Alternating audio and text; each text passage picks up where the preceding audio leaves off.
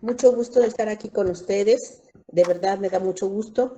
Y también agradezco al doctor José Antonio Neira Flores, el director de la EFAJA, por, por esta invitación pues que a mí me llena de gusto y de verdad me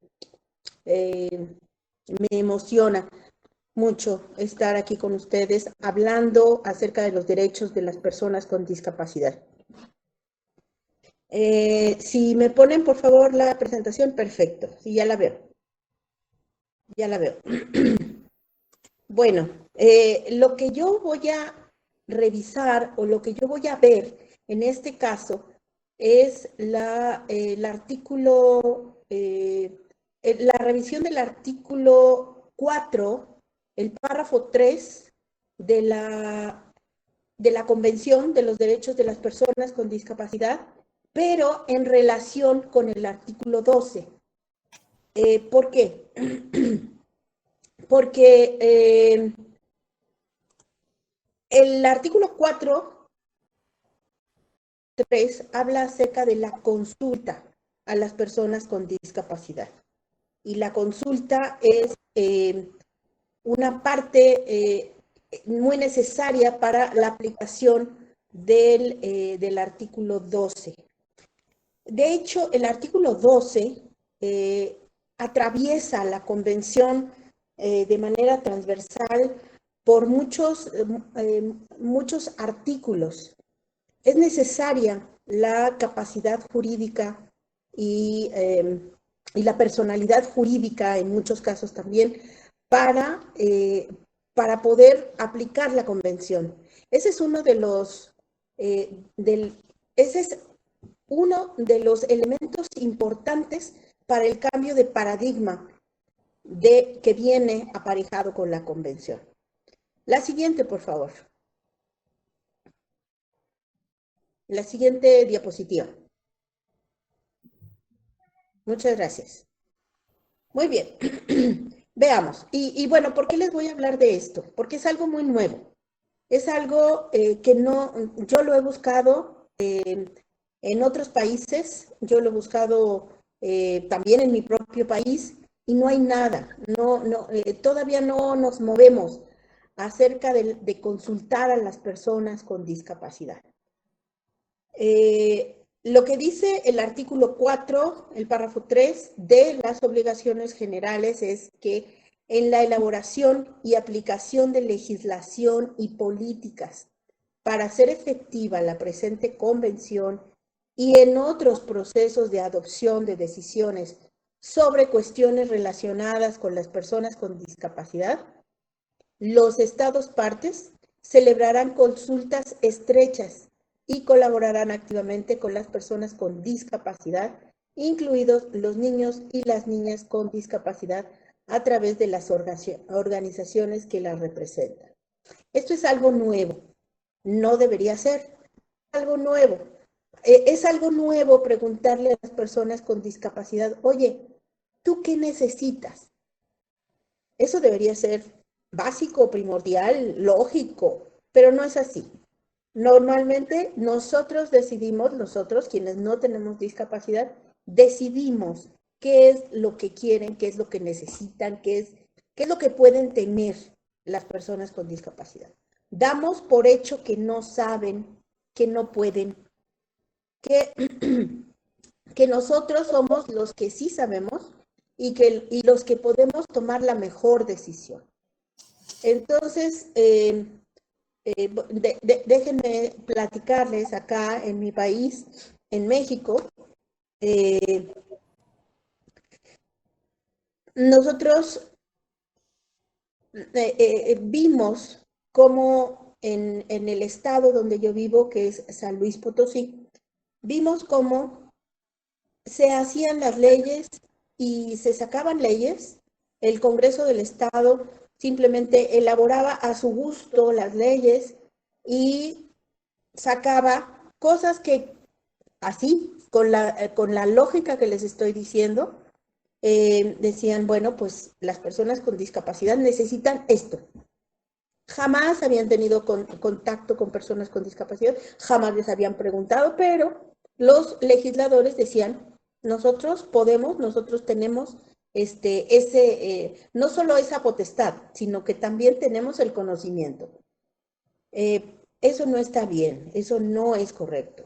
Entonces, en dos ocasiones, en el año 2017 y en el año 2018, interpusimos aquí en la Comisión de Derechos Humanos una acción de inconstitucionalidad en cada uno de los casos, porque consideramos que las leyes que se estaban elaborando eran, pues eran contrarias a la convención, porque no se consultaba a las personas con discapacidad.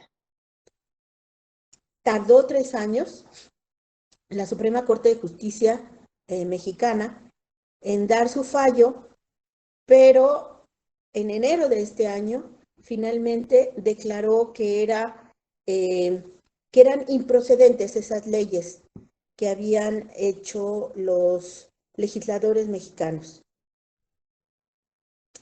¿Y qué fue lo que sentenció la Suprema Corte de Justicia? Pues la consulta, precisamente, consultar a las personas con discapacidad acerca de esas leyes que definitivamente les afectaban. Una era parte de la ley de personas con discapacidad, definitivamente les afectaba, y la otra era la ley de asistencia social, que también les afecta. Entonces, en ambos casos nos dio la Suprema Corte la razón y nosotros aquí en San Luis estamos entonces muy preocupados y muy ocupados en ver cuáles son las características de una consulta que debe de llevarse a cabo. ¿Por qué? Porque además estamos muy ocupados con eso. Porque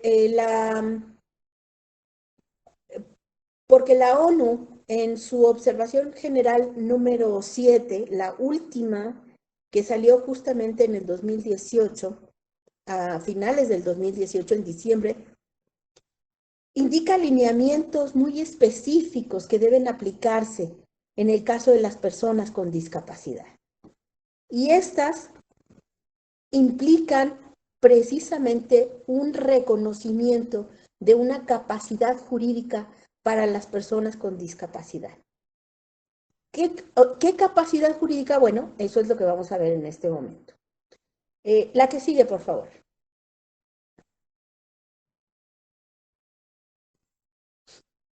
Muy bien. ¿Qué dice el artículo 12, el párrafo 2? Que habla sobre igual reconocimiento como persona ante la ley. Dice que los estados partes reconocerán que las personas con discapacidad tienen capacidad jurídica, o sea, independientemente de que tengan personalidad jurídica, en este caso tienen una capacidad jurídica en igualdad de condiciones con los demás, dice aquí, en todos los aspectos de la vida. Bueno, pues el consultarles es uno de ellos, es uno de los aspectos de la vida. Y tiene que ser esa consulta en igualdad de condiciones con las demás. ¿Qué es lo que nosotros, no sé ustedes en Perú qué hagan, pero nosotros aquí es tradicional que para hacer consultas a la población se hagan foros? Entonces, así como llamadas a misa, que se toca la campana y el que quiera venir viene y el que no quiera venir no viene, aquí hay una diferencia. Resulta que si nosotros tocamos la campana y decimos que venga quien quiera, puede haber personas que quieran venir, pero que no puedan venir, que no tengan la posibilidad de acudir a un lugar donde se va a llevar a cabo el foro, y entonces eh, ya no se encuentran en igualdad de condiciones con los demás. Ya su capacidad jurídica se va a ver reducida por esa, ¿por qué? Pues porque a lo mejor sí quería. Muchas de las personas con discapacidad, claro que quieren que les pregunten, que les consulten, que les, que les digan qué necesitas, qué quieres, y no simplemente que les pongan o les impongan algunas cosas que nosotros consideramos. Entonces, hay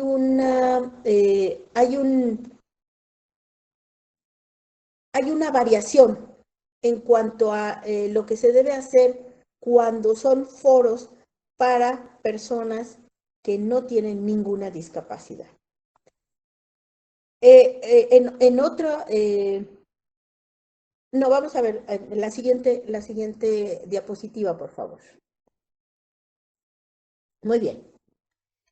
Lo que nos dice la ONU es que la igualdad ante la ley es un principio básico, general, de la protección de los derechos humanos y que es indispensable para el ejercicio de otros derechos humanos.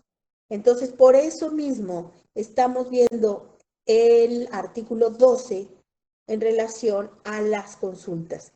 Entonces, primero necesitamos reconocer la personalidad jurídica de las personas y luego, entonces, podemos ya hacer la consulta.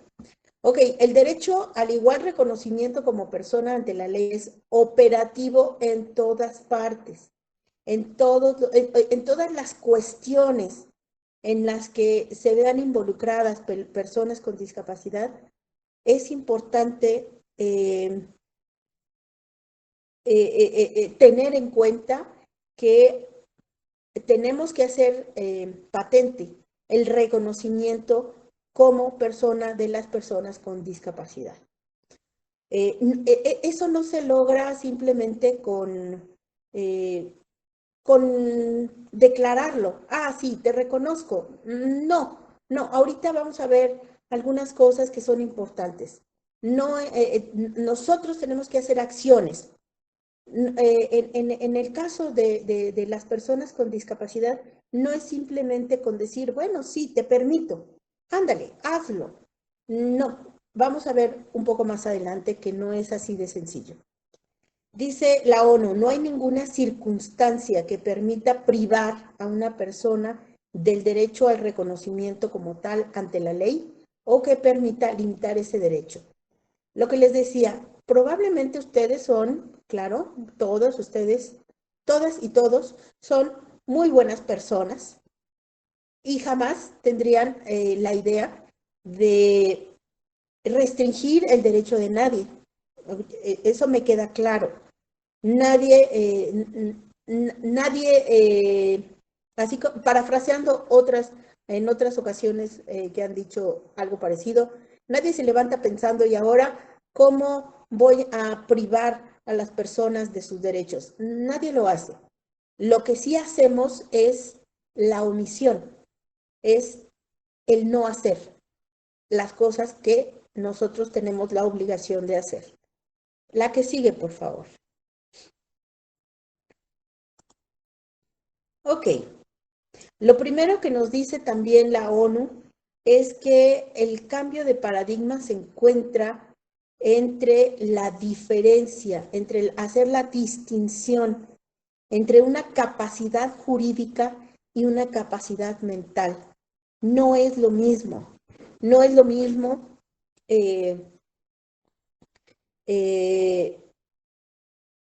La capacidad mental de las personas puede variar muchísimo.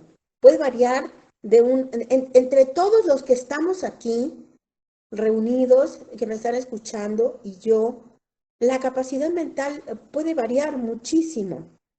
Pero nosotros, todos los que estamos aquí, creo, tenemos la misma capacidad jurídica, la misma. Y de eso se trata. Entonces no hay que confundir, no es a mayor capacidad mental, mayor capacidad jurídica, no. Eso nos tendría que quedar muy claro. No tenemos que confundir. La que sigue, por favor. Ok, el artículo 2 en el párrafo 3 dice: los Estados partes adoptarán las medidas pertinentes para proporcionar el acceso a las personas con discapacidad al apoyo que puedan necesitar en el ejercicio de su capacidad jurídica.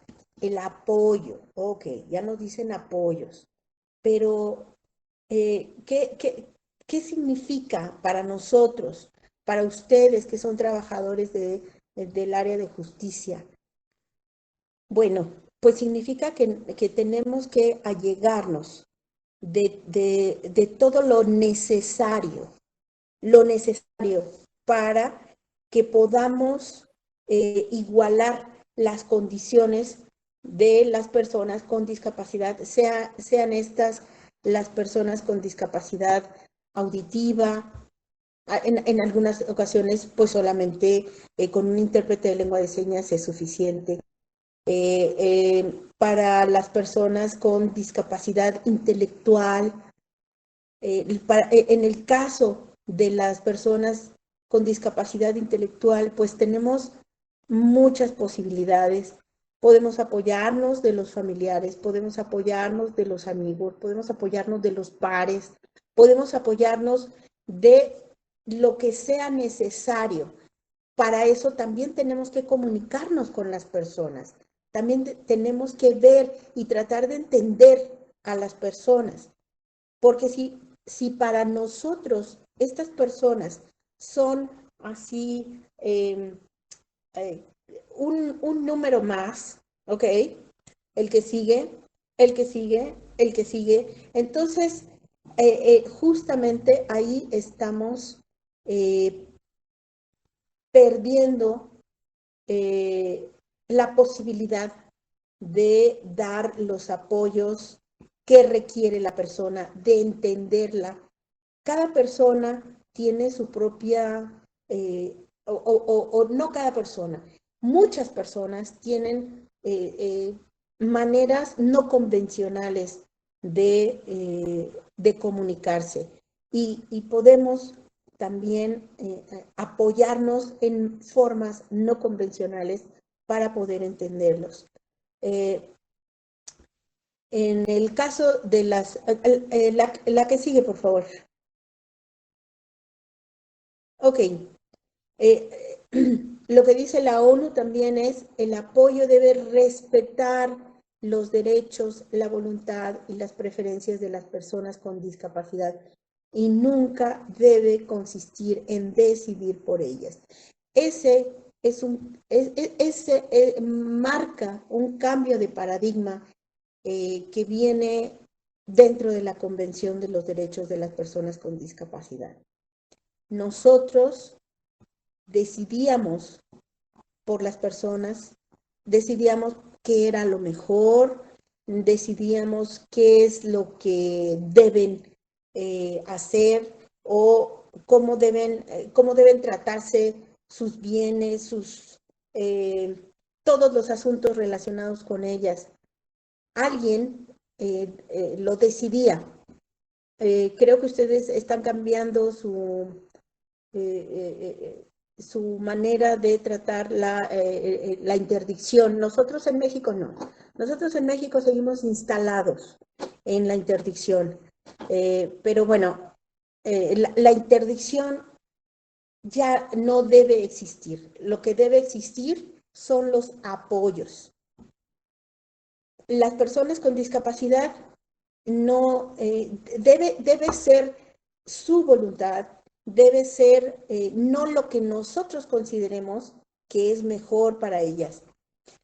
En la mañana estaba dando un curso también en el que les decía que cuando México firmó la convención en el año 2007, puso una reserva, y fue una reserva precisamente al artículo 12. Y me gustaría leerles, es que no suena mal, pues, ¿no? Suena bastante lógico, pero es no entender el cambio de paradigma que viene con la convención. En nuestra declaración interpretativa decía, ya no lo dice, ya se retiró, pero durante 6 años dijo, consecuentemente, con la absoluta determinación de proteger los derechos y la dignidad de las personas con discapacidad, los Estados Unidos mexicanos interpretan el párrafo 2 del artículo 12 de la Convención en el sentido de que en caso de conflicto entre dicho párrafo y la legislación nacional, habrá que aplicarse en estricto apego al principio pro homine, la norma que confiera mayor protección legal, salvaguarde la dignidad y asegure la integridad física, psicológica, emocional y patrimonial de las personas.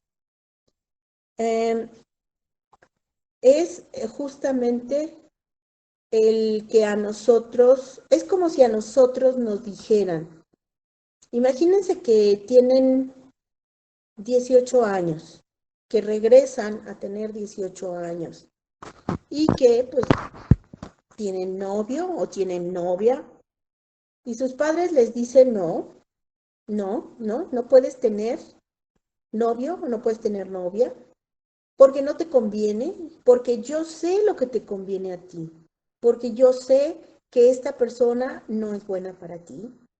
Y probablemente pueda ser cierto o pueda no ser cierto, no sé, pero ¿eso es correcto?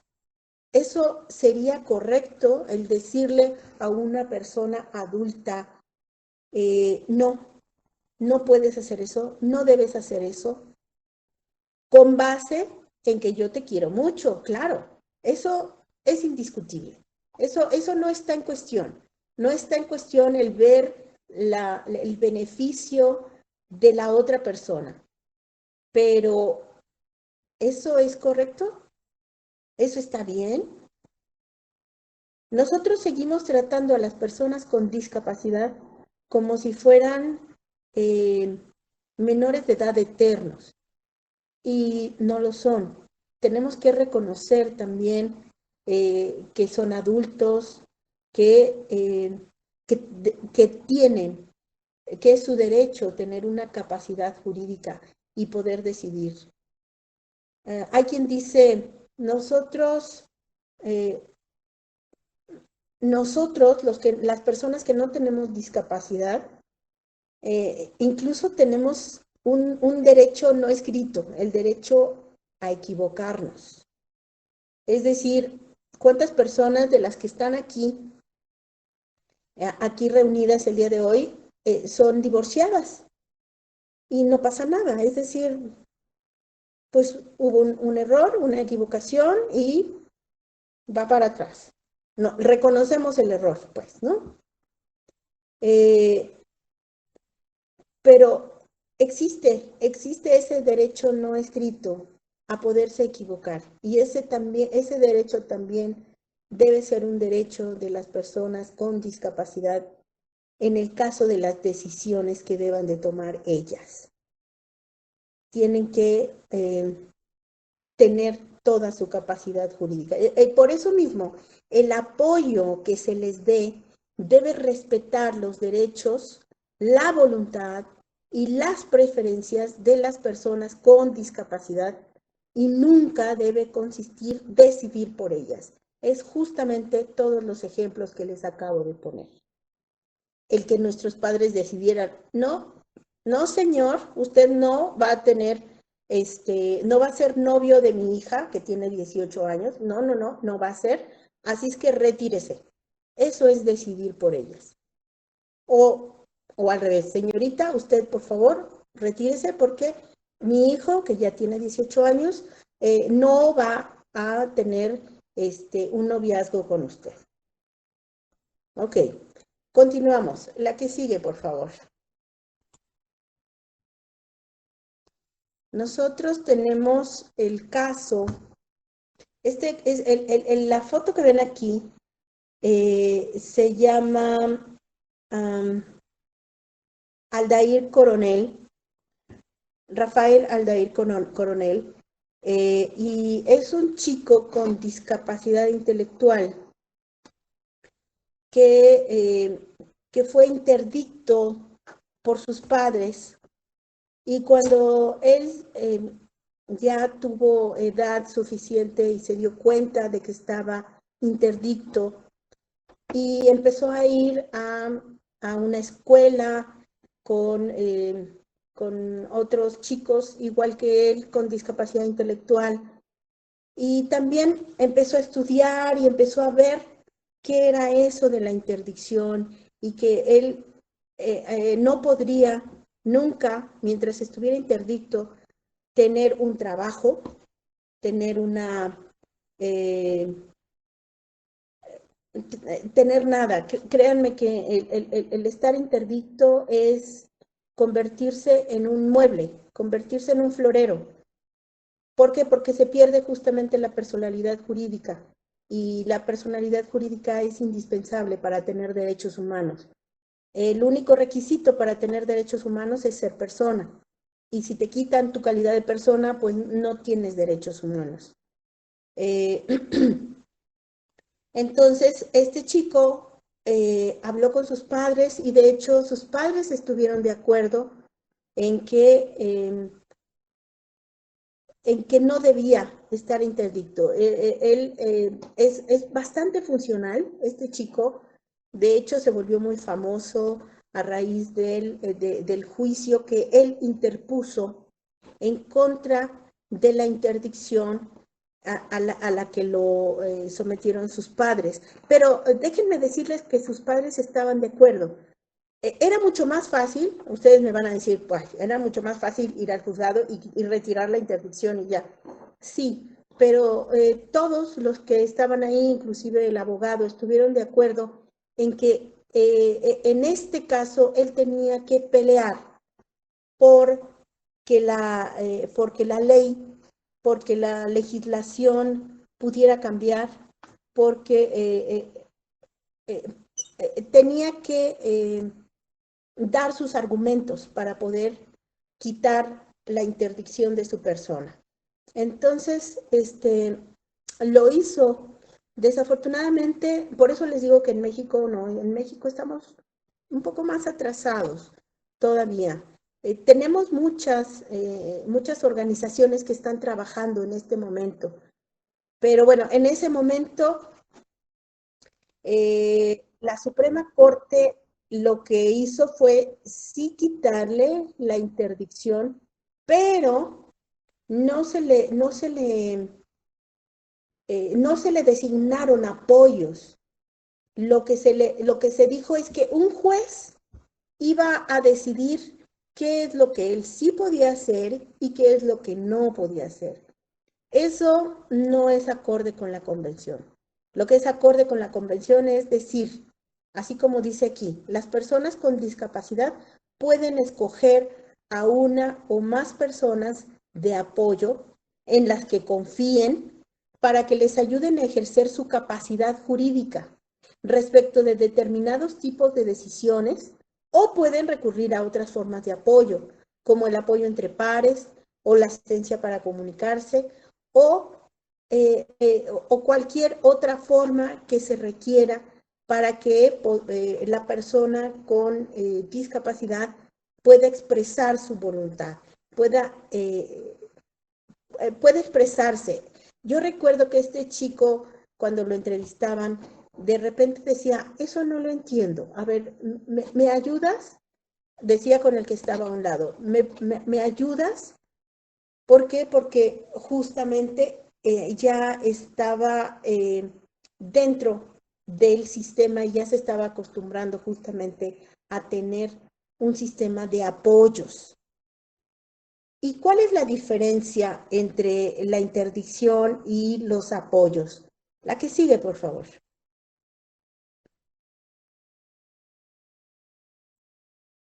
Aquí está muy gráficamente. El reconocimiento de la capacidad jurídica, ahorita lo vamos a ver más a detalle en las consultas a las personas con discapacidad, es por ejemplo, en la consulta que se lleve a cabo con las personas con discapacidad, se debe cuidar que sean las personas las que den su opinión y los consultantes deben asegurarse que ellas cuenten con los apoyos necesarios. En la figura de la izquierda tenemos a alguien que se está superponiendo a otra persona. Eso sería decidir por la otra persona, es decir, ponerse enfrente, es decir, anular a la persona que está atrás. Y en la figura de la derecha tenemos a dos personas que están una junto a la otra, y así como les decía yo que Aldair lo hacía, en el momento en el que no entiendo, no comprendo, ¿me ayudas? ¿Me explicas? ¿Me dices? Pero no me dices qué es lo que tengo que decir, no. Explícame lo que está pasando, porque no lo entiendo. Y ya que lo entienda, entonces yo decido. Eh, Esto para nosotros en las consultas es importante porque les decía al principio, los foros a los que estamos acostumbrados, los foros que estamos acostumbrados a llevar a cabo, eh, son, alguien convoca y quien quiera viene. Y no, primero tenemos que ver la manera de enterarnos que quien quiera venir pueda hacerlo. En el caso general de las personas con discapacidad. Ahora, vienen las personas con discapacidad intelectual o mental y a lo que estamos acostumbrados es a que hable el de al lado, a que explique el de al lado.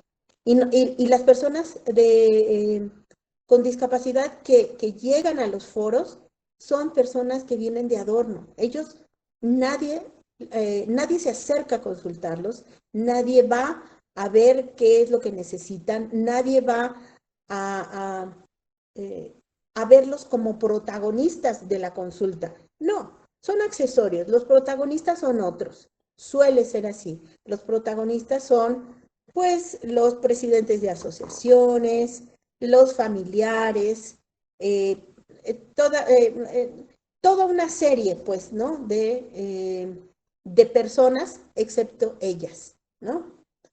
Y bueno, la última, la última diapositiva.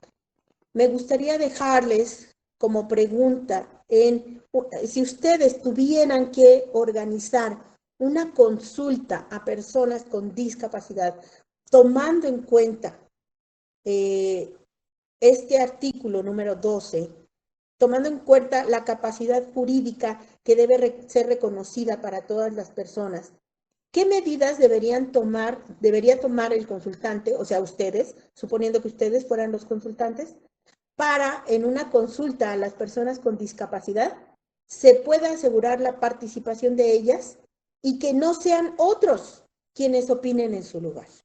Esto me gustaría dejarlo como reflexión porque es muy importante también para el caso de las consultas, que también en cualquier momento Perú debería también ya estar avanzando, así como ha avanzado en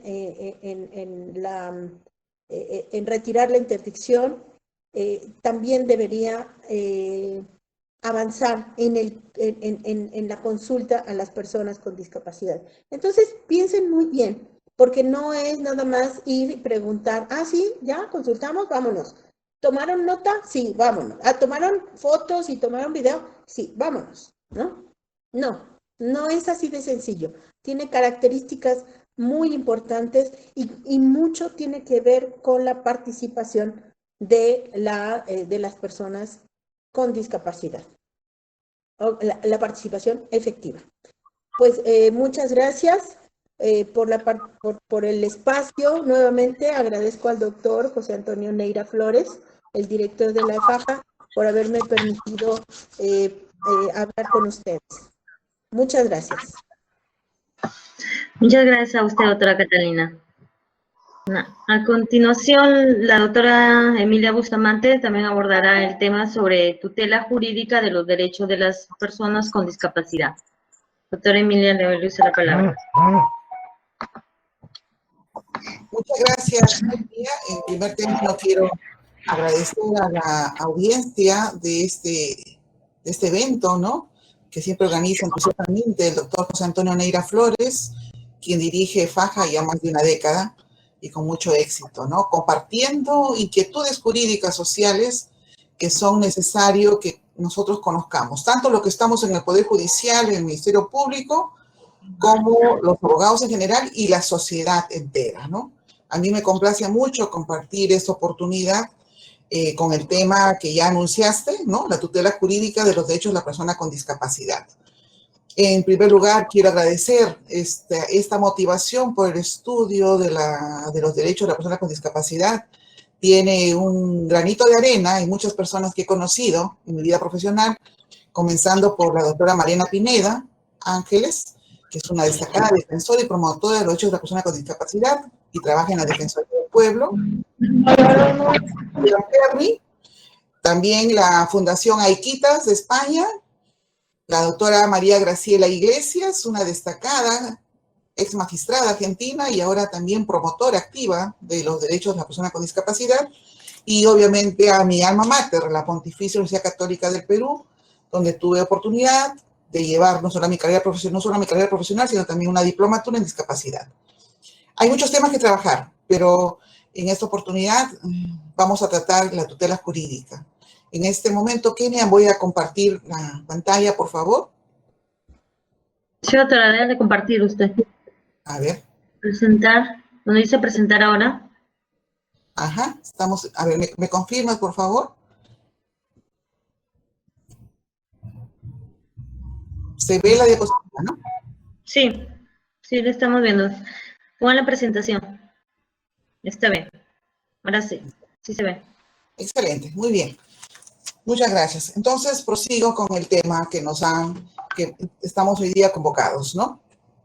Es importante, tal como lo ha señalado acá la doctora Catalina Torres Cueva, resaltar el papel que le toca cumplir a la Convención sobre los Derechos de las Personas con Discapacidad y su protocolo facultativo, ¿no? Es una convención que tiene una implicancia universal en cuanto a la reivindicación de los derechos humanos de las personas con discapacidad, y luego de 2 años de trabajo arduo en el seno de Naciones Unidas, fue adoptado el año 2008. El Perú ratificó como miembro de Naciones Unidas este tratado internacional y lo adecuó a la norma interna, entrando en vigor el 3 de mayo del 2008. ¿Qué significa? Que el Perú está vinculado por las normas de esta convención internacional desde mayo del 2008. Y es el parámetro legal internacional de los derechos humanos que norma las diversas normas internas que tiene el Estado peruano en materia de derechos de discapacidad. Es para mí importante destacar 3 definiciones de las que plantea la Convención de Naciones Unidas, ¿no?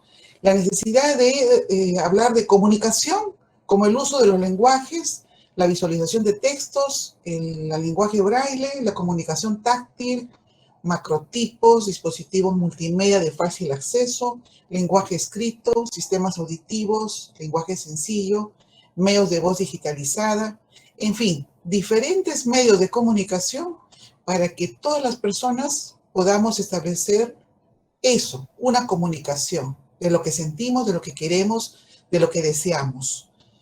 El lenguaje se entiende tanto el lenguaje oral como el lenguaje de señas y como también la comunicación no verbal. Y por discriminación, por motivo de discapacidad, define, ¿no? Ampliamente la convención a que se entenderá como tal cualquier distinción, exclusión o restricción por motivos de discapacidad que tenga el propósito o el efecto de obstaculizar o dejar sin efecto el reconocimiento, goce o ejercicio en igualdad de condiciones de todos los derechos humanos y libertades fundamentales en los ámbitos político, económico, social, cultural, civil o de otro tipo. Incluye todas las formas de discriminación, entre ellas la denegación de ajustes razonables. Iremos avanzando poco a poco con los conceptos necesarios en esta regulación internacional, que ahora es nacional, ¿no? Por la incorporación a la normativa nacional. Ajustes razonables. Esos ajustes razonables son definidos como aquellas modificaciones y adaptaciones necesarias y adecuadas que no impongan una carga desproporcionada o indebida cuando se requieren en un caso particular. ¿Qué pasa si una persona utiliza muletas o utiliza una silla de ruedas? ¿Cómo se le podrá brindar un ajuste razonable para que tenga un trato, ¿no?, digno de respeto de derechos humanos con discapacidad? ¿Qué significa estos ajustes razonables? El poder implementar, como hemos visto ya en diferentes tiendas y diferentes instituciones, las rampas, por ejemplo, de acceso, ¿no? Son formas y mecanismos por los cuales se quiere garantizar que las personas con discapacidad tengan el acceso en iguales condiciones que cualquiera de los que no tienen discapacidad al ejercicio de sus derechos fundamentales, al derecho al libre tránsito, el derecho de acceso a una institución pública, a una institución privada, en fin. Si trabaja y es una persona que tiene alguna discapacidad, también los ajustes razonables implica el dotarle de alguna medida para efectos de que pueda desarrollar su trabajo, ¿no es así? Por ejemplo, se sabe muy bien que hay muchas personas que son ciegos y que desarrollan trabajos vinculados a la salud, a terapias, ¿no es así? Esto significará que la institución que lo acoge en el centro laboral tendrá que darle pasadizos que tengan diferentes caminos, que no tengan obstáculos, para efectos de que pueda ingresar a su centro de trabajo y laborar como una persona, ¿no? Es toda aquella medida que permita, como dice la Convención, hacer que no sea una carga ni que se sienta un obstáculo a la persona con discapacidad el desempeñarse como tal, el caminar, el ejercer sus propias facultades. Y otra noción que es importante que introduce la Convención Internacional es la de diseño universal, que es entendida como el diseño de productos, entornos, programas y servicios que puedan utilizar todas las personas en la mayor medida posible, sin necesidad de adaptación ni diseño especializado.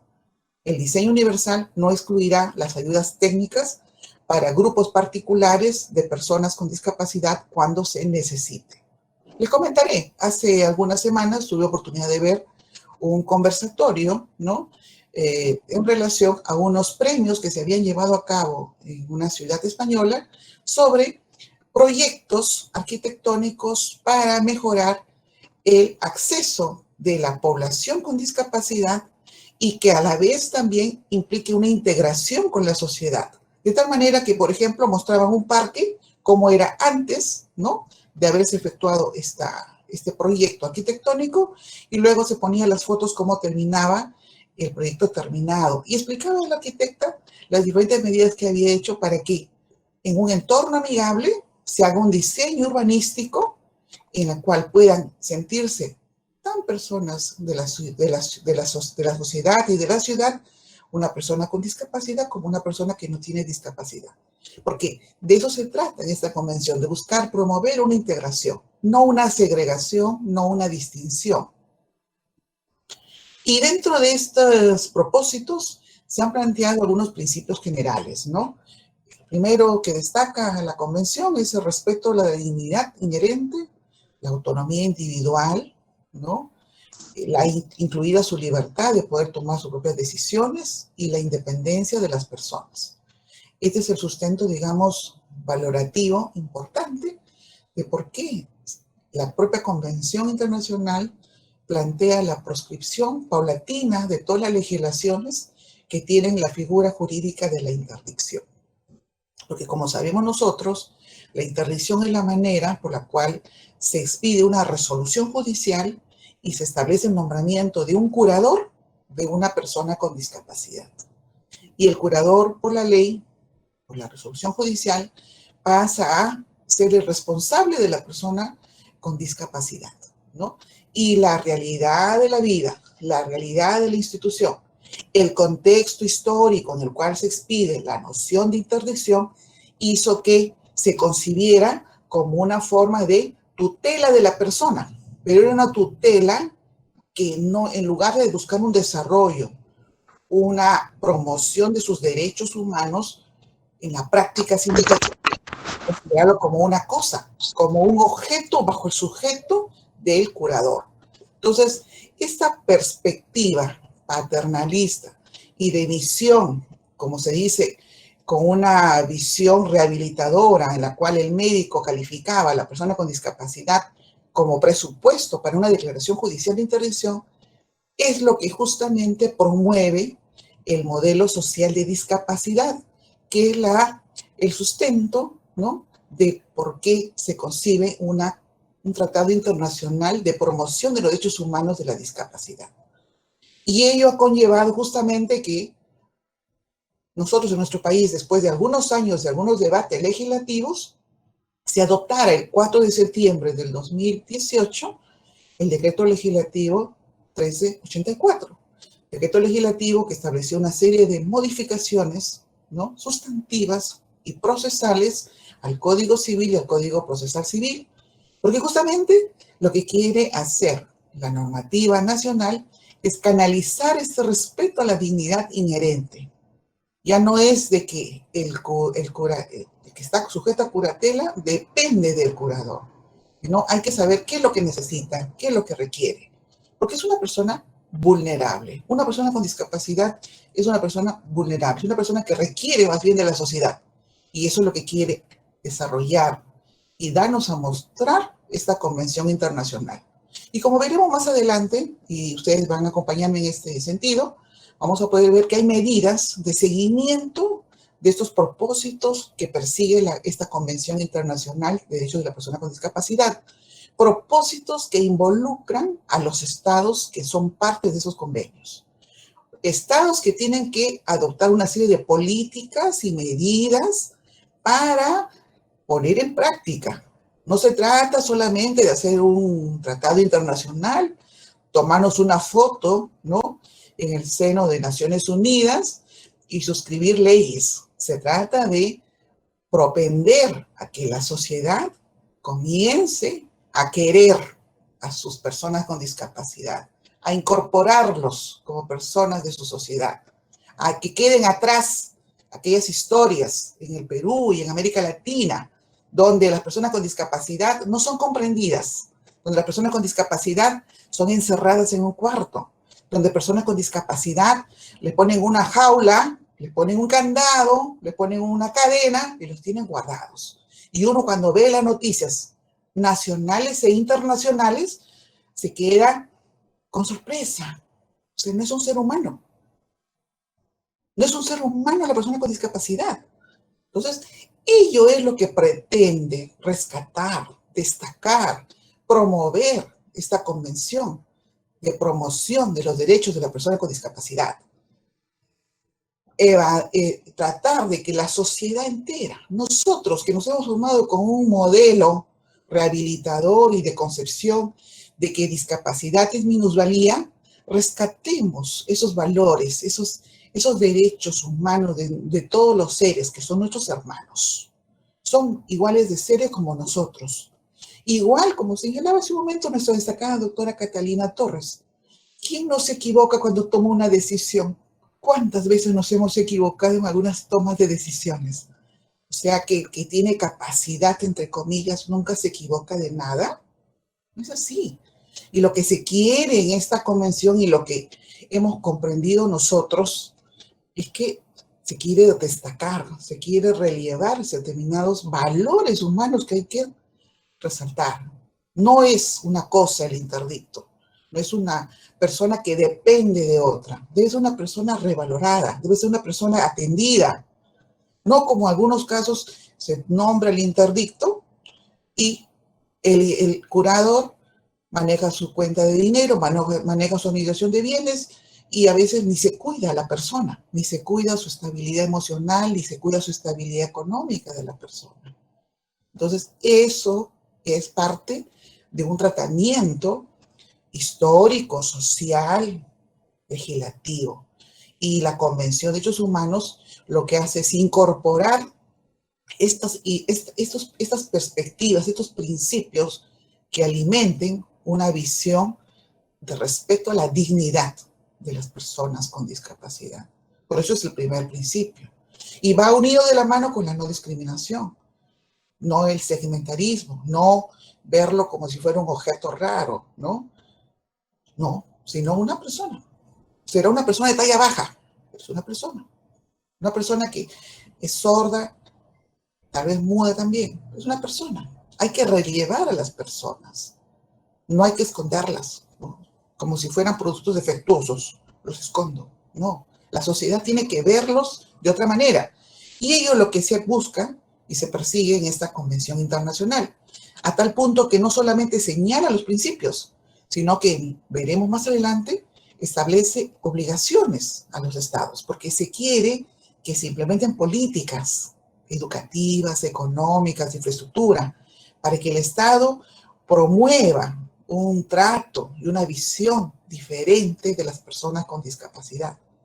Y eso nos compete a los profesores, como Catalina Torres Cueva, a mí, como jueza del Perú, y a los jueces del Perú y a los fiscales tenemos una responsabilidad, tenemos la obligación de comprender las convenciones internacionales, no solo para pasar un curso, porque cualquiera pasa un curso con buena nota, no se trata de captar las esencias de las normativas internacionales que todo Estado, al ser parte de un tratado internacional, lo asimila como parte de su normativa interna. Entonces, los jueces somos los primeros obligados en conocer las normas y no solamente conocerlas, sino también comenzar a aprenderlas, comenzar a practicarlas, comenzar a verlas. Yo recuerdo una experiencia en uno de mis cursos justamente de discapacidad. Una magistrada de Costa Rica comentaba la experiencia, ¿no? La doctora Cintia, de cómo atendió a unos litigantes que fueron a buscarle su despacho judicial y los litigantes eran personas ciegas, ¿no? Personas con discapacidad visual. Entonces, ella se vio en un apremio. ¿Cómo los iba a atender? ¿Cómo tenía que transmitirle la respuesta a la inquietud que ellos querían como usuarios del servicio de justicia?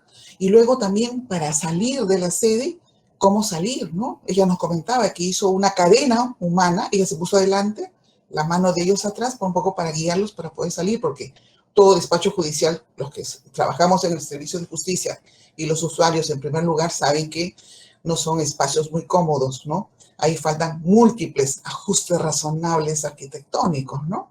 Es una experiencia de vida, ¿no? Son formas en las que ya tenemos que ir adaptando e incorporando a las personas con discapacidad en nuestro entorno social. Ellos son parte de nuestro entorno social, realmente.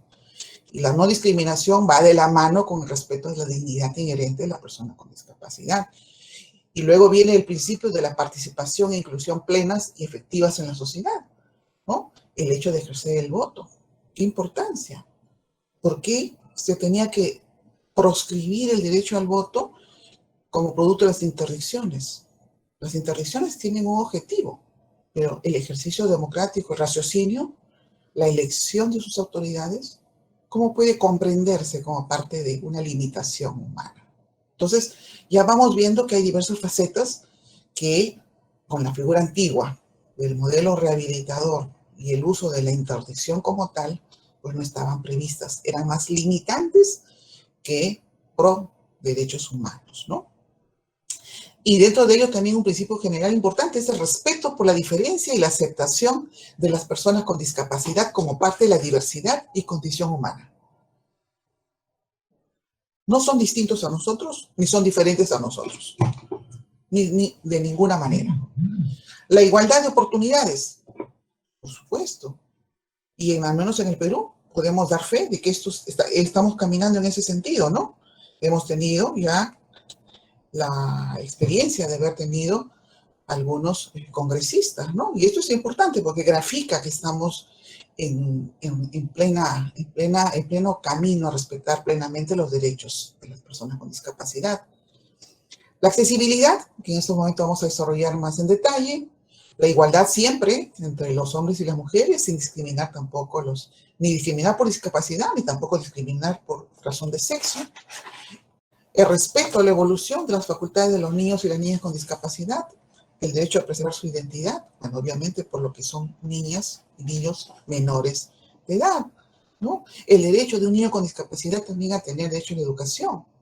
Entonces, es un amplio marco de diferentes facetas en la que como seres humanos deben ser promovidos y deben ser incorporados plenamente a la sociedad. Eso es lo que busca esta convención internacional. Todos estos principios inspiran justamente la Convención sobre Derechos de las Personas con Discapacidad.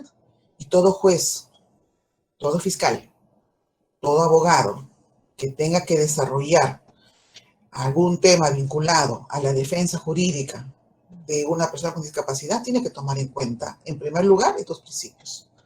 Y obviamente la sociedad entera también, porque es parte justamente de esta promoción universal de los derechos de las personas con discapacidad. La igualdad y no discriminación. La convención es claro. Todas personas son iguales ante la ley y en virtud a esto tienen derecho a igual protección legal y a beneficiarse de la ley en igual medida sin discriminación alguna. Se establece la obligación de los estados de prohibir toda discriminación por motivos de discapacidad y garantizar a todas las personas con discapacidad protección legal igual y efectiva contra la discriminación por cualquier motivo. Evidentemente aquí hay un papel muy importante que desde muchos años, como comentaba hace un momento, viene desarrollando la Defensoría del Pueblo con la Oficina de Promoción de Derechos de la Persona con Discapacidad. Mucho antes de la convención ya hay un desarrollo de promoción. Obviamente no se agota, porque el Perú es inmenso, tiene más de 30 millones de personas, pero ahí está caminando en esta actividad. Luego también se señala, ¿no? A fin de promover la igualdad y eliminar la discriminación, los estados partes adoptarán las medidas pertinentes para asegurar la realización de ajustes razonables.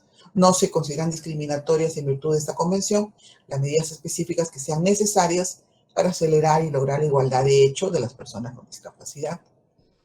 Igual también hace una mención especial a la necesidad, ¿no?, de tener en cuenta el reconocimiento, evitar la discriminación y adoptar las medidas que sean necesarias para que las mujeres con discapacidad ejerzan sus derechos humanos. Y hay una especial mención que los estados partes deben tomar todas las medidas que sean necesarias para garantizar un ejercicio y goce de los derechos humanos y las libertades fundamentales que reconoce esta convención. Un matiz especial también se plantea en relación a los niños y niñas con discapacidad, porque obviamente cambiar un modelo rehabilitador tradicional con un enfoque diferente en relación al trato a la persona con discapacidad exige comenzar a tratar de manera, desde otra óptica, intuitiva, tanto a las mujeres, a los niños y a las niñas con discapacidad. Ahora, una noción importante junto con la de ajustes razonables es de accesibilidad, ¿no? ¿Y cómo define la accesibilidad la convención? Bueno, pues lo define como a fin de que las personas con discapacidad puedan vivir con forma independiente y participar plenamente en todos los aspectos de la vida, los estados partes adoptarán medidas pertinentes para asegurar el acceso de las personas con discapacidad en igualdad de condiciones al entorno físico, al transporte, la información, las comunicaciones. Claro, algunos de ustedes me dirán, pero doctora, usted está soñando, porque no en todas partes del Perú hay posibilidad de mejorar el entorno físico. ¿Qué pasa con personas con discapacidad que viven en los cerros, ¿no? De la periferia de las ciudades? Así es una realidad que no hay accesibilidad, obviamente, a las personas con discapacidad en esos casos.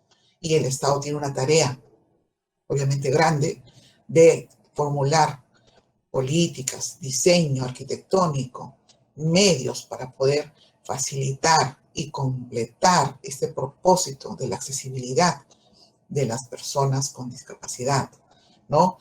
Ese propósito que no se agota solamente en una rampa, porque la rampa sola no va a beneficiar a todos, sino que vaya esto en camino a mejorar de una forma orgánica y ampliada, ¿no? No solamente en la calle, sino en las escuelas o los edificios públicos, las instituciones hospitalarias, médicas, los lugares de trabajo, ¿no? O sea, es un propósito, obviamente, que obviamente no se va a lograr inmediatamente, a mediano plazo tal vez, pero sí que debe canalizarse en las políticas públicas para llevar a cabo en un determinado tiempo con determinados objetivos, por lo menos empezar con algo puntual y luego ir avanzando, que esto sea no solamente un sueño o algo ideal, sino que sea realidad.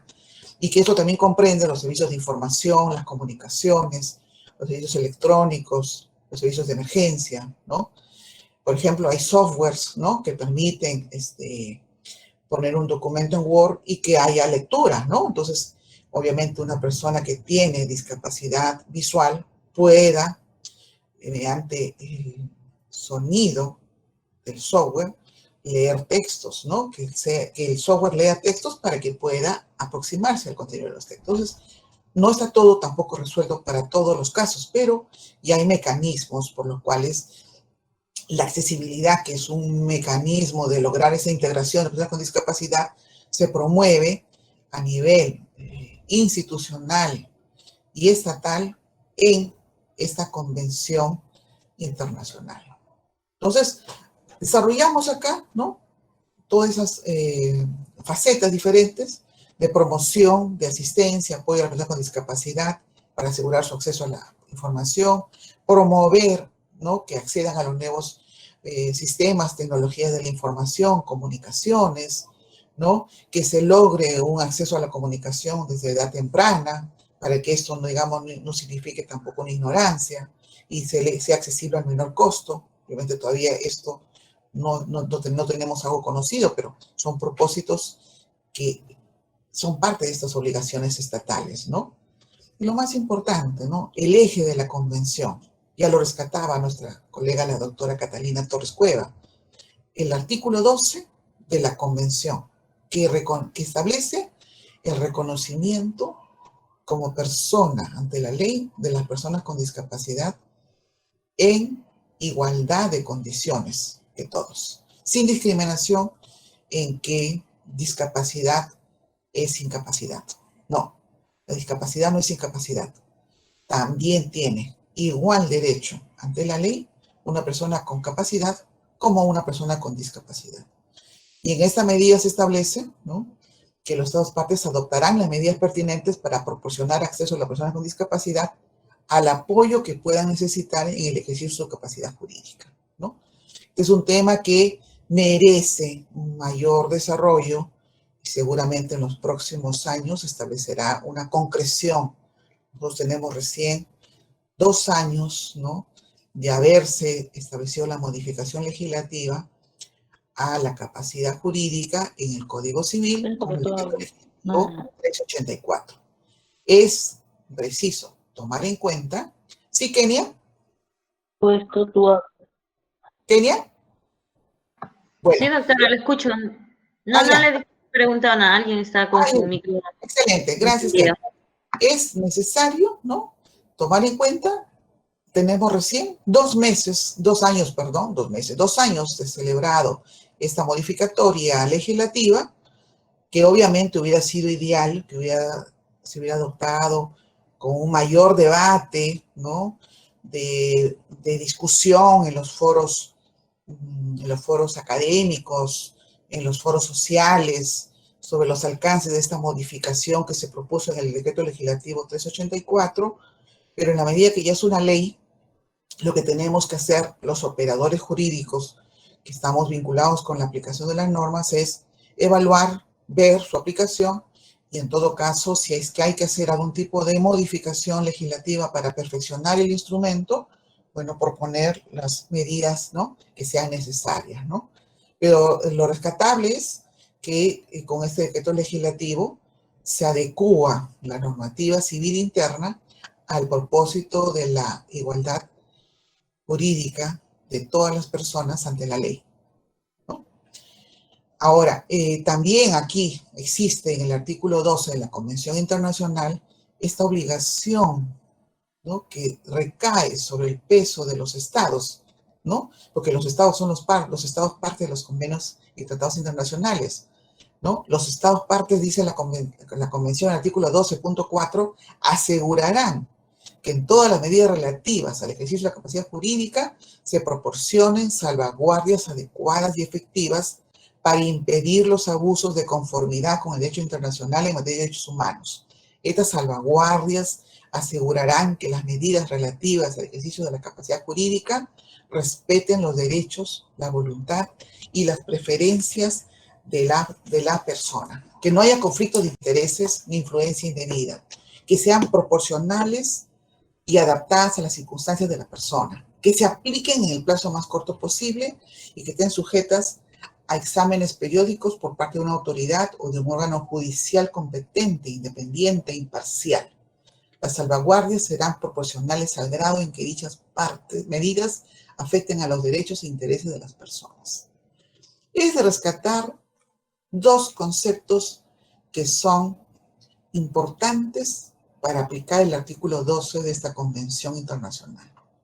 Uno es la noción de apoyos, ¿no?, de las personas con discapacidad que van a justamente permitir ejercer su capacidad jurídica a las personas con discapacidad. Y el otro término son las salvaguardias, que son las medidas de garantía que deben permitir ese ejercicio de la capacidad jurídica de la persona con discapacidad. Porque ya lo señalaba la doctora María Graciela Iglesias, las personas con discapacidad son esencialmente vulnerables y esta vulnerabilidad hace que se abusen de sus derechos, que no se cautelen sus derechos, que se vulneren sus derechos, que no se tome en cuenta su voluntad, que no se tome en cuenta su decisión, que no se tome en cuenta su querer. ¿No es así? Si quiere tomar un helado, ¿le voy a poner el helado que yo quiero como curador o le tengo que preguntar a la persona con discapacidad qué sabor de helado desea? ¿Se dan cuenta? Es un matiz muy importante de diferencia. No es que el curador elige, no. El apoyo ahora pasa a ser quien coadyuva en la manifestación de esta voluntad. Y para ello tiene que haber justamente un examen muy minucioso, muy preciso, como dice el doctor Edwin Béjar, juez de familia de acá del Poder Judicial peruano, que es uno de los precursores de aplicar la convención que estamos comentando en este momento sobre derechos de la persona con discapacidad. Es importante, los jueces, los operadores directos, cuando van a dilucidar el nombramiento de los apoyos, ¿no?, tomen en cuenta el informe del equipo multidisciplinario que lo integran psicólogos, asistentes sociales, en cuanto a cuál es la persona que está cercana a la persona con discapacidad y que va a poder tener esa confianza de poder entenderlo, comprender su voluntad. Porque la voluntad no solamente es el hablar, la voluntad también puede transmitirse por lenguaje de señas, por signos, por manifestaciones diversas, ¿no? Entonces, hay que tomar en cuenta la realidad de la persona con discapacidad y en eso hay que buscar comprender quién conoce y cómo se puede entender esa manifestación de voluntad de la persona con discapacidad. Ese es el propósito de esta convención, es el propósito que se ha canalizado en las normas que regulan el Código Civil y el Código Procesal Civil en torno a los apoyos. Ahora, muy importante es también tomar en cuenta, ¿no?, a la gran a Agustina Palacios, ¿no? Que es una de las, digamos, especialistas en materia de discapacidad y derecho de discapacidad, quien propone para el nombramiento de los apoyos en la toma de decisiones, ¿no? Desde esa perspectiva del modelo social de discapacidad que alimenta y fortalece esta convención, tomar en cuenta los siguientes principios. Primero, la gradualidad. Su implantación deberá ser paulatina, por lo que durante un periodo deberá convivir en paralelo con el sistema de sustitución. Obviamente, los cambios legislativos implican una gradualidad e ir conociendo los alcances de los apoyos. La complejidad. No se trata, dice Agustina Palacios, de reemplazar el nombre de tutela o curatela en las legislaciones nacionales, sino de crear y promover la creación de figuras de apoyo y dotarlas de un estatus legal. Adaptar y reemplazar otras instituciones legales, como poderes preventivos, instrucciones previas, por ejemplo. Crear protocolos que favorezcan la prevención de ciertas situaciones. Desarrollar una acción política que garantice la capacitación de las personas con discapacidad y de las personas de apoyo. Establecer recursos financieros, ¿no? O sea, tampoco no se trata de que cambiamos las leyes y comenzamos a operar. Hay un periodo de tránsito y hay que ir comprendiendo por todos los operadores legales cómo concebir, cómo enfocarnos, cómo designar a una persona como apoyo. Diversidad, otro principio. El sistema de apoyo debe adaptarse a las diferentes situaciones personales y sociales en función, ¿no?, a sus necesidades, a sus requerimientos. Es una persona con discapacidad con habilidades deportivas, con habilidades musicales o con habilidades intelectuales. ¿Cuáles son esas habilidades? ¿No? El respeto por los deseos y la voluntad de las personas, señala Agustina, también en la propia elección de los mecanismos o personas de apoyo. También tiene que haber empatía con la persona con discapacidad. Si no, ¿cómo puede ser un apoyo para la toma de decisiones si no hay empatía? ¿No es así? Debe ser abierto a todas las personas que puedan tener dificultades para ejercer la capacidad jurídica y no solo a las personas con discapacidad. Claro, ¿por qué designar un apoyo solamente para personas con discapacidad? A lo mejor una persona también con capacidad requiere un apoyo, ¿no? O sea, no es solamente algo particular de. Y debe ser presidido por los derechos. En suma, debe orientarse, dice Agustina Palacios, a favorecer al máximo el ejercicio de los derechos por parte de las personas apoyadas y ser plenamente respetuoso con los mismos. ¿Por qué? Porque hay un principio, ¿no?, que señalamos hace un momento, el respeto a la dignidad inherente de la persona con discapacidad. O sea, recordémoslo, dignidad inherente de la persona con discapacidad. O sea, el centro de los apoyos es la persona con discapacidad, ¿no? Y también dice el artículo 12 de la Convención, en cuanto a el igual reconocimiento como persona ante la ley, sin perjuicio de lo dispuesto en el presente artículo, los Estados partes tomarán todas las medidas que sean pertinentes y efectivas para garantizar el derecho de las personas con discapacidad, en igualdad de condiciones con las demás, a ser propietarias, heredar bienes, controlar sus propios asuntos económicos y tener acceso en igualdad de condiciones a préstamos bancarios, hipotecas y otras modalidades de crédito financiero, y velarán porque las personas con discapacidad no sean privadas de sus bienes de manera arbitraria. Claro, pues también hay que velar por su patrimonio, ¿no es así? No solo por la persona y sus derechos.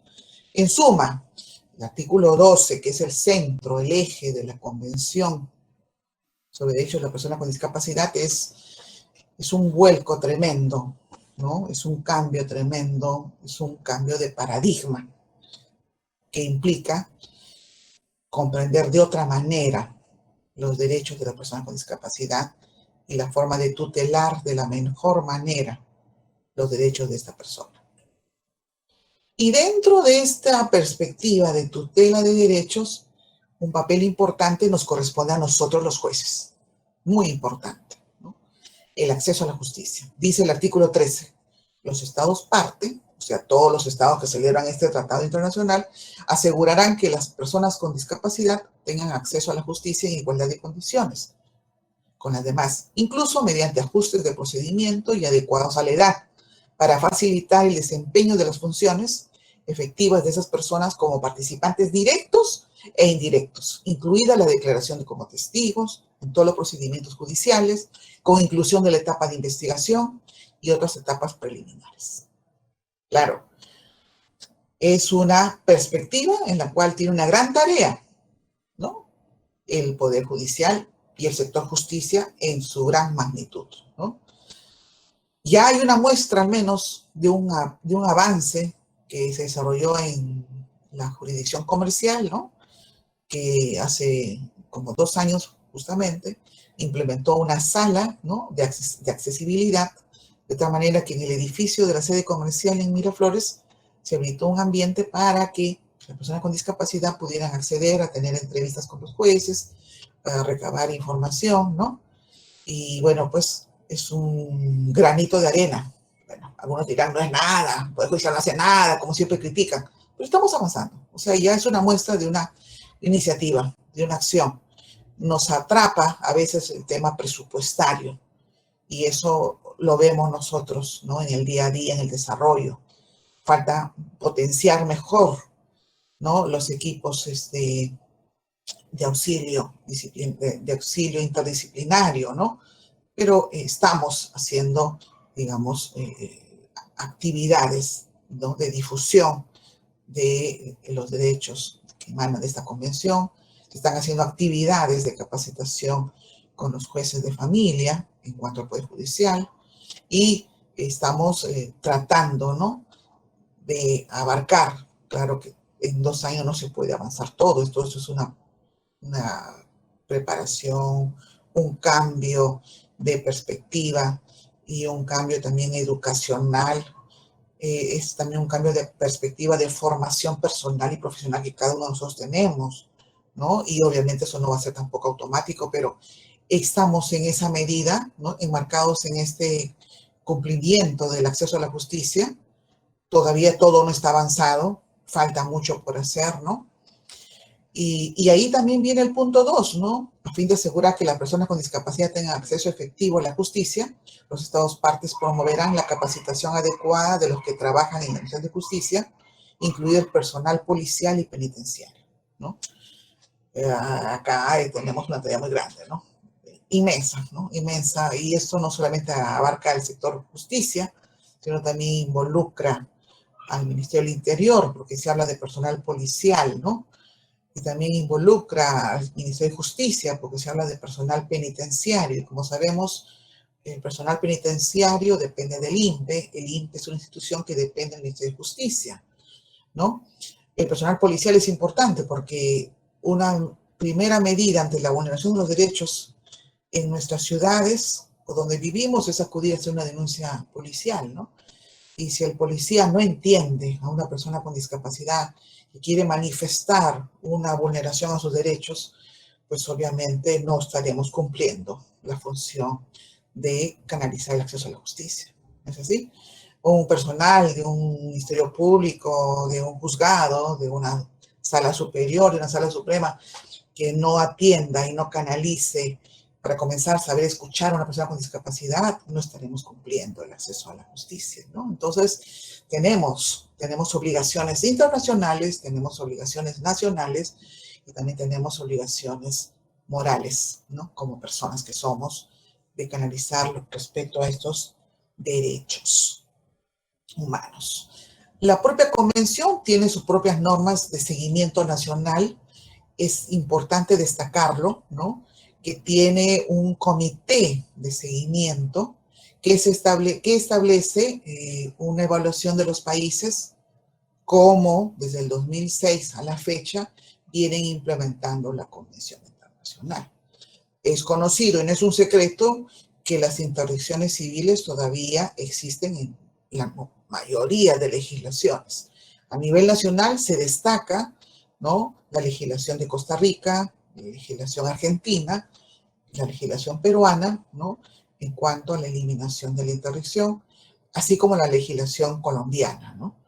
Y se espera que las legislaciones del civil law pues se adecúen también a una adecuación de los propósitos de respeto a los derechos humanos de la persona con discapacidad que canaliza esta convención, ¿no?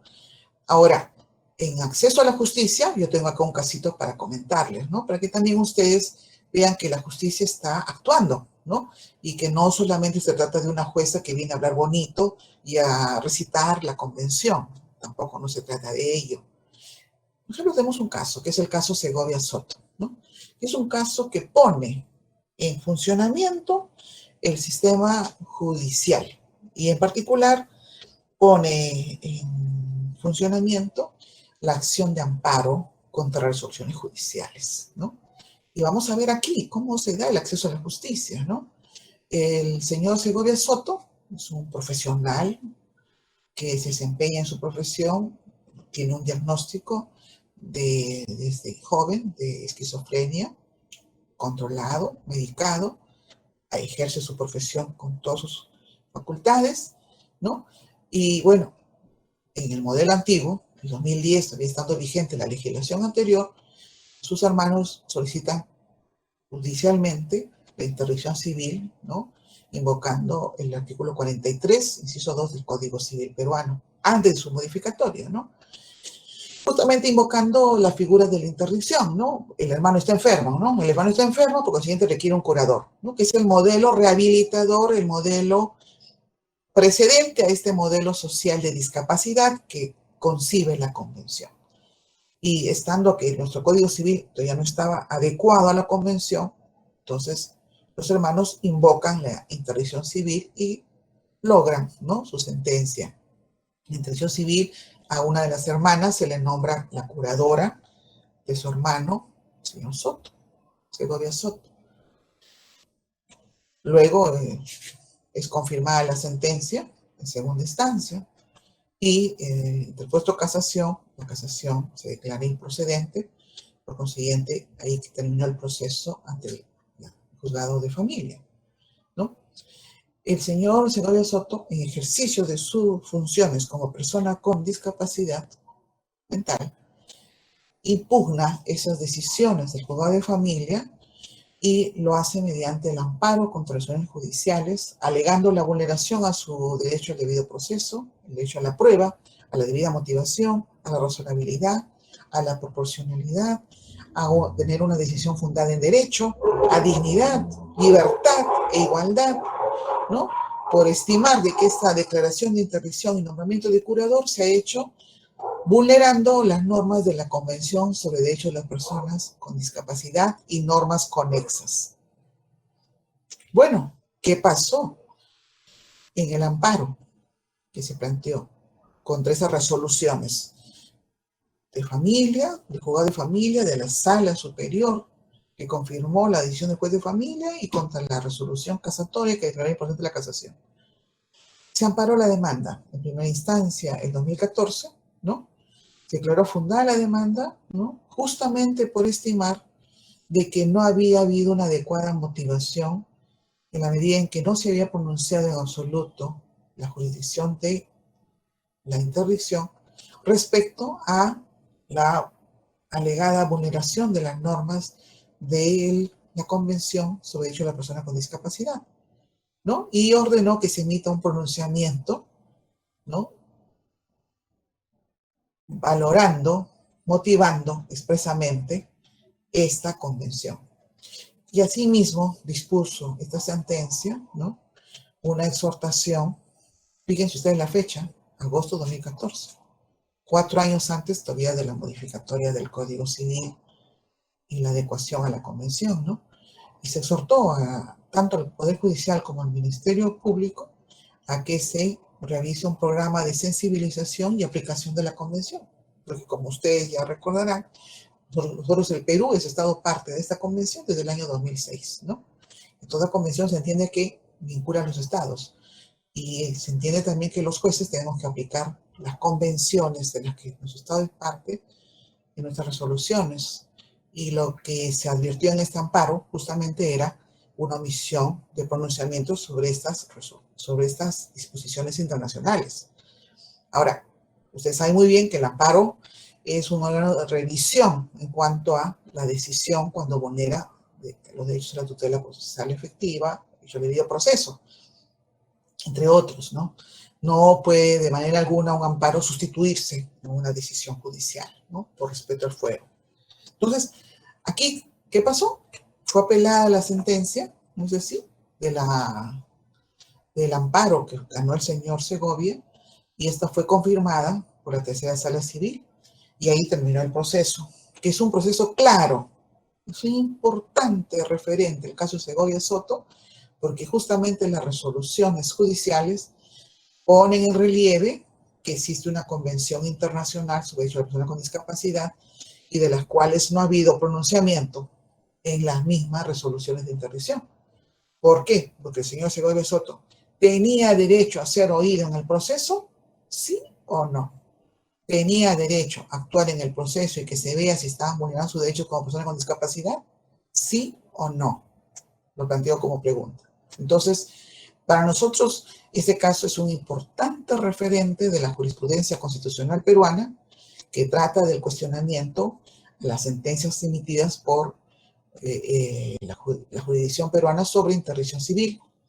Se hizo mediante el proceso de amparo contra acciones judiciales, siendo relevante tomar en cuenta que en el amparo se permitió y se dio el acceso a la justicia del propio interdicto, el propio interdicto declarado judicialmente, el señor Segovia Soto, quien ejerció sus derechos, justamente actuó como parte demandante y hizo valer su alegación sobre la no aplicación de los derechos de la Convención sobre Derechos de la Persona con Discapacidad, ¿no? Entonces, este es un claro ejemplo de que el acceso a la justicia está canalizado.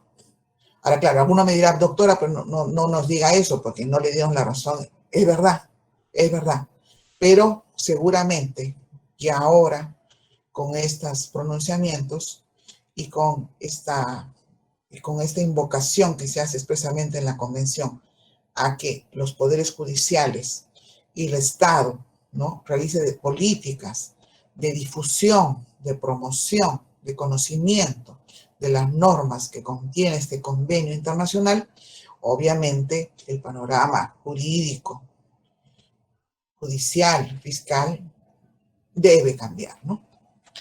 Entonces, retomando el tema del seguimiento, el artículo 33 de la propia convención establece, ¿no?, el seguimiento para desarrollar y ver en qué medida los estados que se han obligado por la convención cumplen con sus disposiciones, y por ello se crea un comité sobre los derechos de la persona con discapacidad que lo integran un número determinado de expertos, ¿no es así?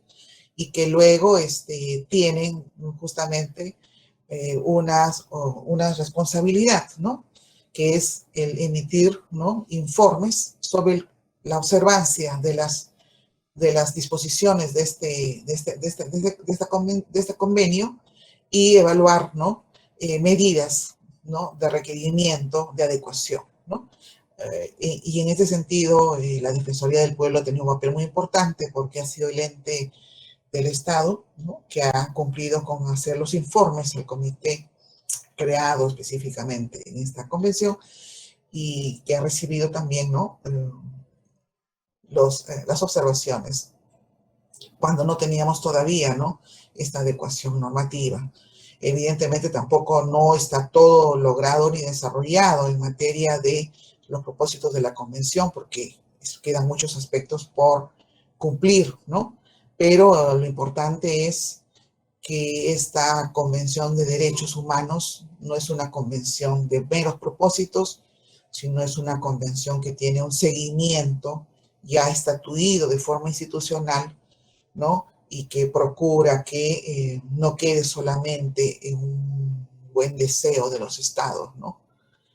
En ese sentido, hasta aquí estaríamos en esta oportunidad compartiendo con ustedes estos principios que inspiran la Convención sobre Derechos de Personas con Discapacidad, resaltando que en cuanto al acceso a la justicia, en el Perú ya hemos ha desarrollado diversos pronunciamientos judiciales, ¿no? Como el que les acabo de citar del señor Segovia Soto, además de algunos otros procedimientos que se han llevado a cabo por el destacado juez Edwin Béjar, ¿no?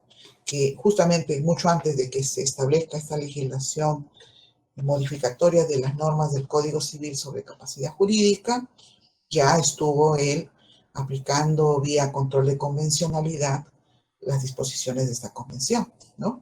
Y que, bueno, en su momento han sido un importante derrotero y muestra de que ha habido una preocupación por parte del Poder Judicial de aplicar estas normas, ¿no? De promoción y protección de los derechos de las personas con discapacidad. Entonces, en esa medida, es nuestro propósito dar por finalizada esta exposición, agradeciéndole a todos ustedes la asistencia, el interés y un agradecimiento muy especial, como siempre, al doctor José Antonio Neira Flores por permitirnos compartir estos momentos con ustedes en esta transmisión por EFAJA. Y a Kenia y a César un saludo y un agradecimiento. Muchas gracias a ustedes. Muchas gracias a usted también, doctora Emilia Bustamante. A continuación, paso a leer las preguntas que están en el chat.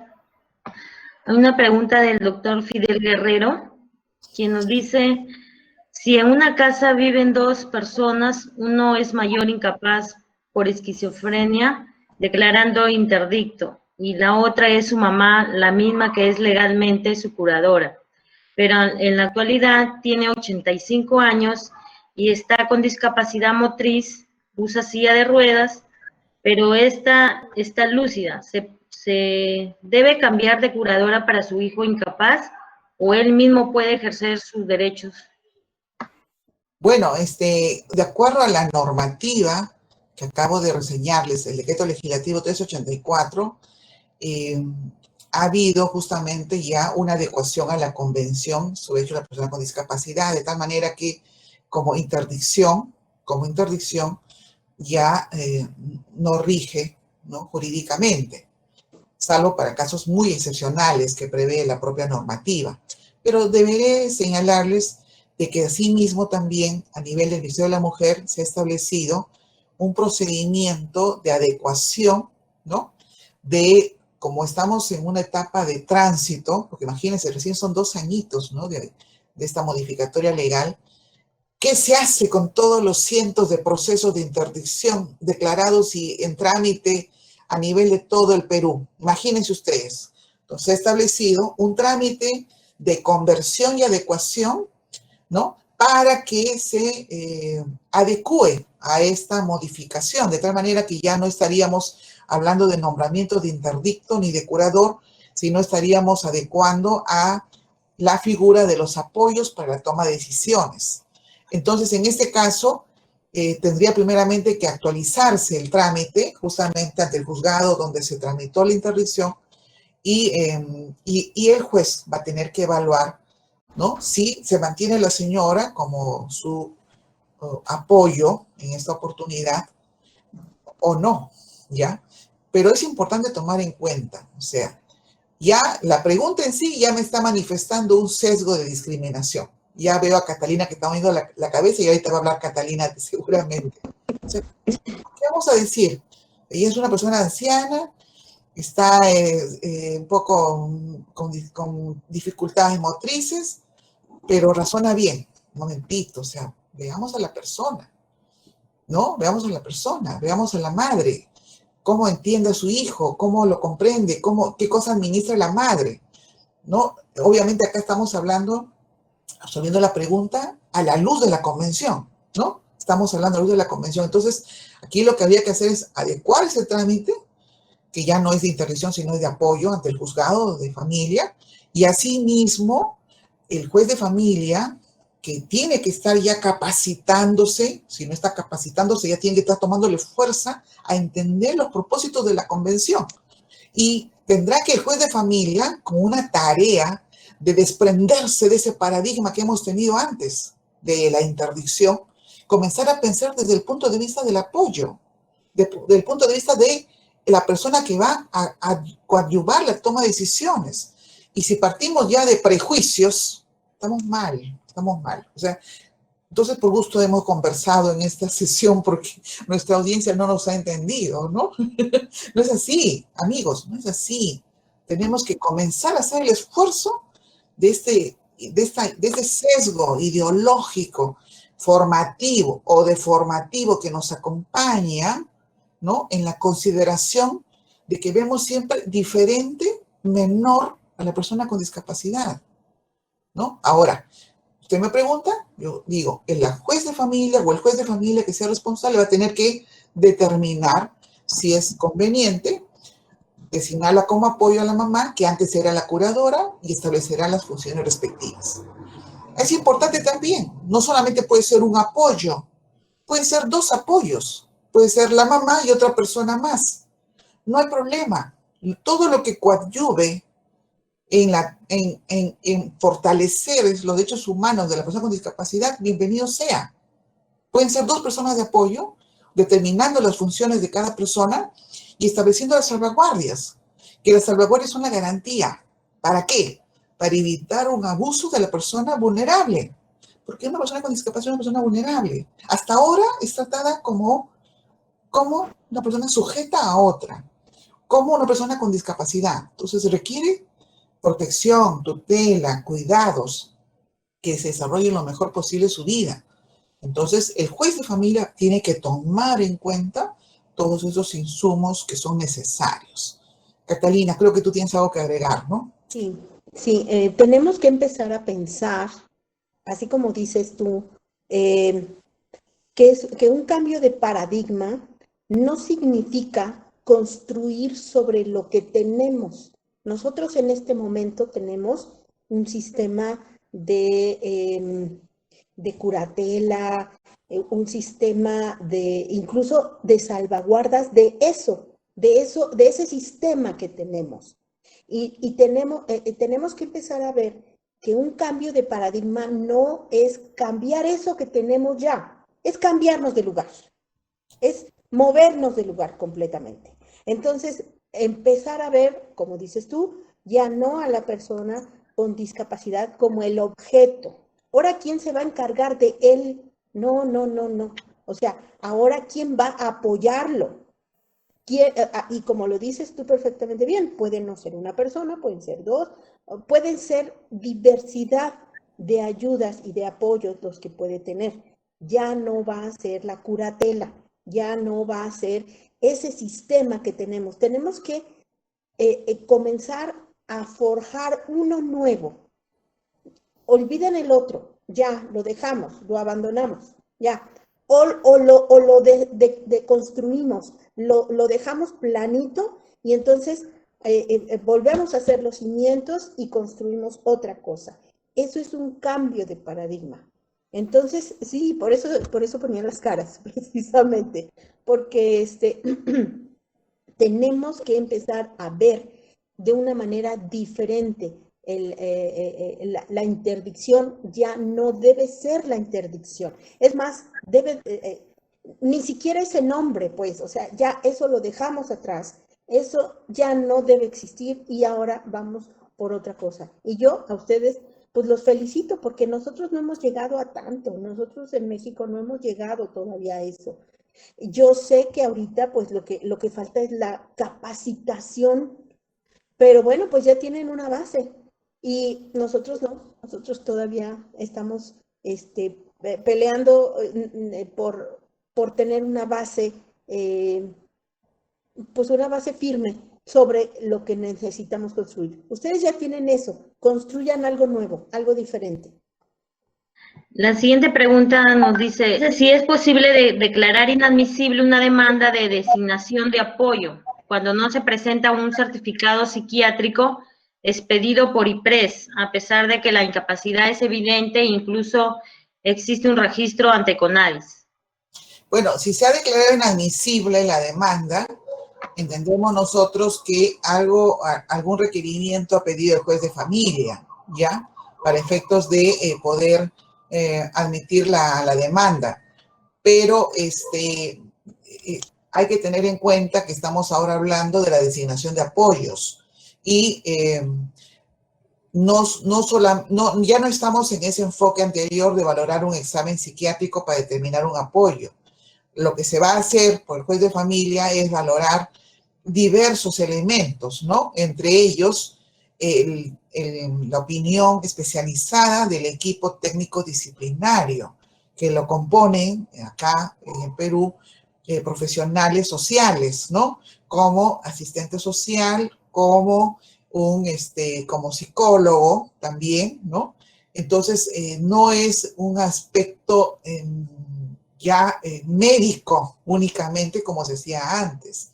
Y como repito, tal vez a lo mejor no está claro en la concepción de apoyo en esta calificación de demanda. No tengo el texto y tampoco no puedo opinar directamente sobre el texto, pero estando al objeto académico de este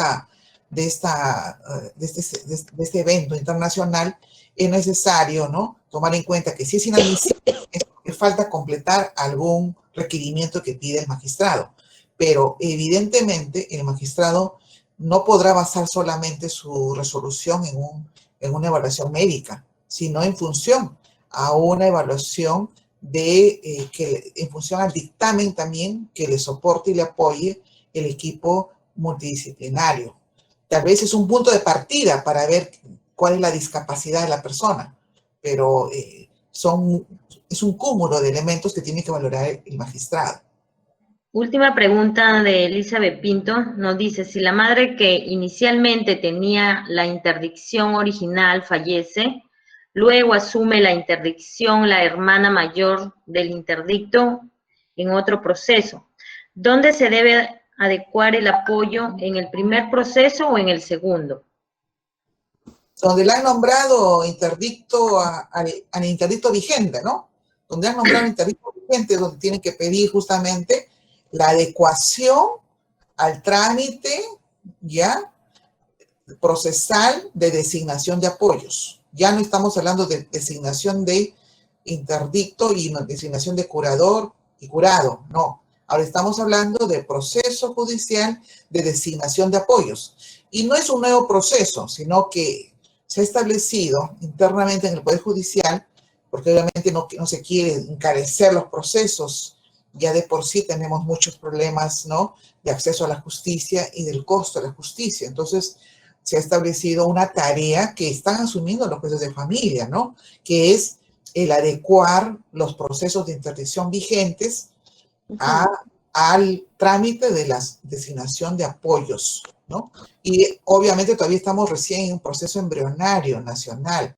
Y aquí es la importancia de este tipo de capacitaciones y también la responsabilidad que debemos tener los jueces, ¿no?, de poder comprender el nuevo cambio de paradigma y no empezar a cambiar el título por el curador, por apoyo. No es así.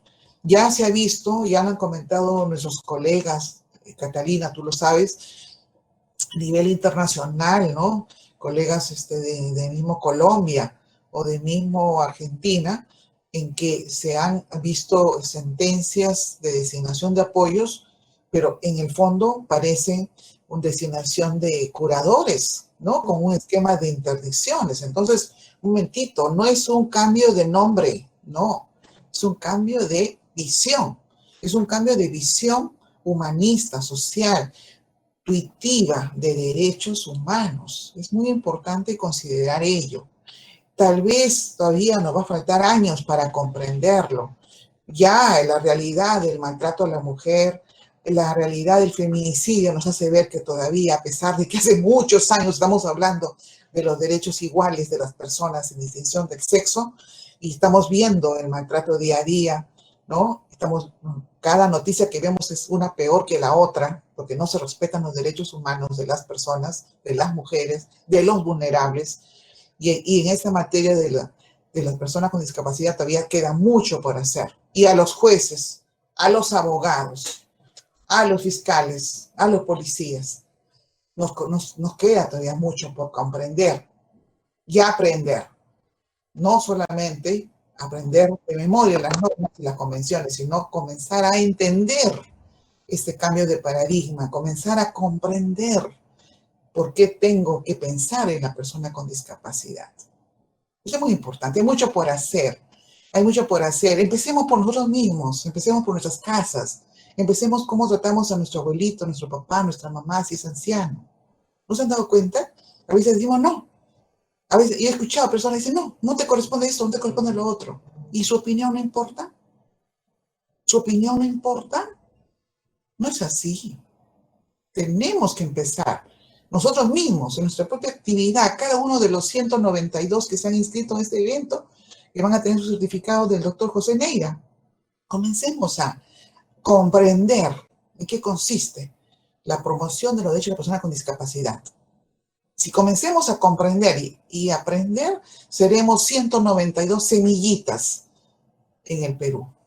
Muchas gracias. Muchas gracias, doctora, a cada una de ustedes por su valioso apoyo de esa disertación a la Escuela de Auxiliares.